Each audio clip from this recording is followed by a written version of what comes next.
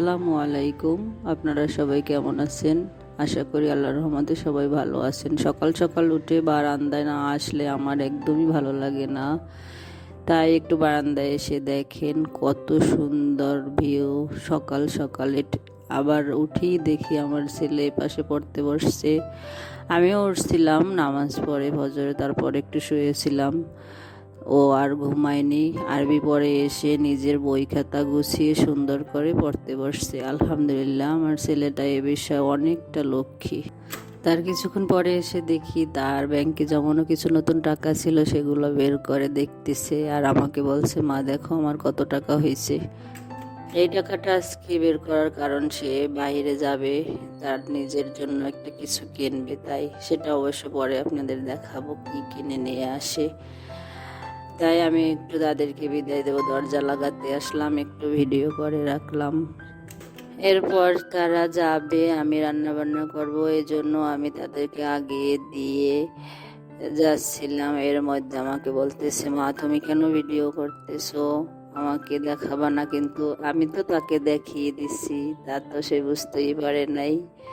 তারপরে এই যে দেখেন রাস্তার সামনে দিয়ে তারা যাচ্ছে, আমার চোখের সামনে একদম মনে হচ্ছে, কিন্তু একটু দূরে। আমি জানালার থেকে ভিডিওটা করছি। এই যে বারবার আমার দিকে তাকাচ্ছে আর যাচ্ছে।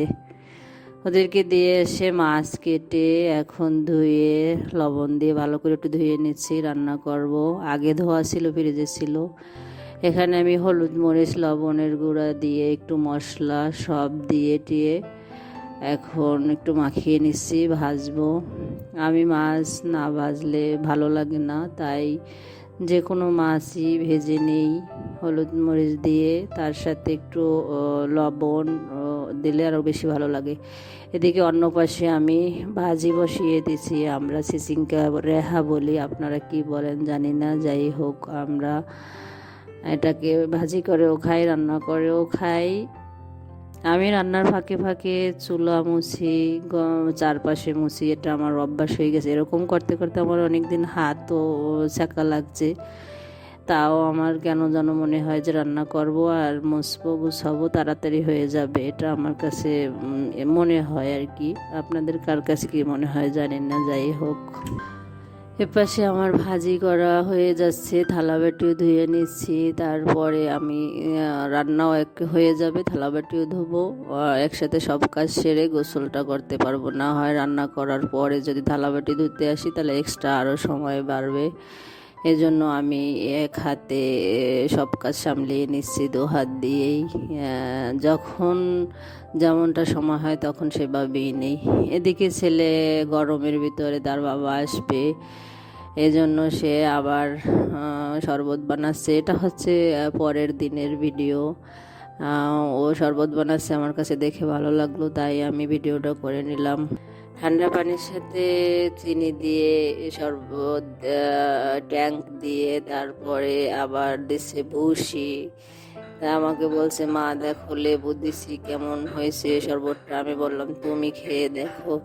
তা বলে, আমার বানানো তোমার কি পছন্দ হয় নাই? কি আর বলবো, তাই একটু দেখলাম, মাশাআল্লাহ অনেক সুন্দর হয়েছে। এভাবে করতে করতে পারবে।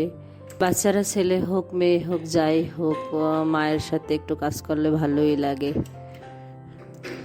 রান্না শেষ করে গোসল করে এদিকে সব গুছিয়ে এনে আমরা খেতে বসলাম।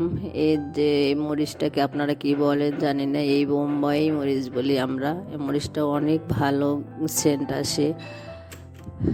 খাওয়ার শেষে একটু ঘুমিয়েছিলাম, বিকালে উঠে আবার এই যে একটু গরুর মাংসের ঝোল ছিল আগের দিনে, সেটার সাথে একটু গরম করে মুড়ি মাখিয়ে চানাচুর দিয়ে চা করে ছেলেকে খেতে দিলাম।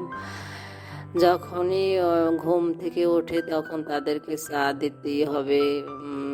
তা যা দিয়ে দেই, মুড়ি দিয়ে দিলেও হবে, কিন্তু চা তাদেরকে দিতেই হবে। ছেলেটার আগে এমনটা অভ্যাস ছিল না, ওর বাবার এরকম অভ্যাস ছিল না। বাইরে থাকতে থাকতে তখন কেন যেন এরকম একটা অভ্যাস হয়ে গেছে। যাই হোক, আমিও দেখি ওদের সাথে সাথে অভ্যাসে পরিণত হয়ে যাব। মানুষ সব কিছুই অভ্যাসে দাস, একটা কথা আছে না, সেরকম। আমি মনে করি খাবার বলেন যা কিছুই বলেন, ইচ্ছা করলে খাইলাম, না করলে না, ওটা নিয়ে আমার কোনো শোকতাপ নেই। যদিও আলহামদুলিল্লাহ ডায়াবেটিসের কোনো সমস্যা নেই, তাই সব খেতে পারি। যাই হোক, ছাদে গিয়েছিলাম, ছাদ থেকে কাপড় চোপড় নিয়ে এসে ছেলে মাগরিবের নামাজ পড়ে তারপরে আমার সাথে কাপড় চোপড় ভাঁজ করে দিচ্ছে। তার বলছে, মা দেখো আমি সব কাজ পারি, আস্তে আস্তে আরও ভালোই পারবো ইনশাআল্লাহ। বললাম যাক আলহামদুলিল্লাহ, আমার তো ছেলে মেয়ে হইলে আরও আগে থেকেই কাজ শিখতো। এরপরে সন্ধ্যার পরে আমাকে বলছে, মা তুমি একটু ভিডিও করবা, কিভাবে কি করবা দেখো, আমার কাছে একটু কম্পিউটার শেখো। আমিও খুশি হয়ে ভাবলাম যে যাক আমার ছেলেটা ভালোই আমাকে শেখাচ্ছে। এরপরে আমাকে বলে যে দেখো তুমি কি দেখবা, আমি এখন পড়তে বসবো। ও পড়তে বসছে, আমি এই যে দেখেন মাশাআল্লাহ কি সুন্দর আমাদের বরিশালের লঞ্চের কেবিনে, ভিআইপি কেবিন বলে এটাকে, দেখেন কত সুন্দর দেখেন। আমি মনে করি এরকম একটা বাসা রেস্টুরেন্টও সহজে হয় না, এত সুন্দর করে এরা সাজিয়ে রাখছে। যে ফ্রিজ দেওয়া আছে, ডাবল বেড, এটা হচ্ছে ডাবল বেডের। হ্যাঁ, এটা মনে হয় সম্ভবত 7,000 টাকা কেবিন। আর আছে আপনার এর যে কত নাম, নবাববাড়ি, রাজবাড়ি, নবাববাড়ি 1, এটাও হচ্ছে ডাবল কেবিন ফ্যামিলি। এটা হচ্ছে 7,500 টাকা।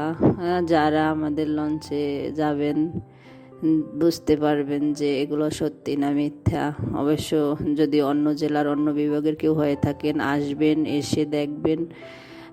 আলহামদুলিল্লাহ অনেকটা ভালো লাগবে। আমরা অনেক লঞ্চে জার্নি করছি, এখন আর এরকমের যাওয়া হয় না। পদ্মা সেতু হওয়ার পরে গাড়িতেই বেশিরভাগ যাওয়া হয়। দেখতে দেখতে আমাদের বিছানা গুছিয়ে নিলাম, আমরা সন্ধ্যার পরে ঘুমিয়ে যাব এরকমের না, কিন্তু দেখতে দেখতে রাত আসলে 10টা বেজে গেছে।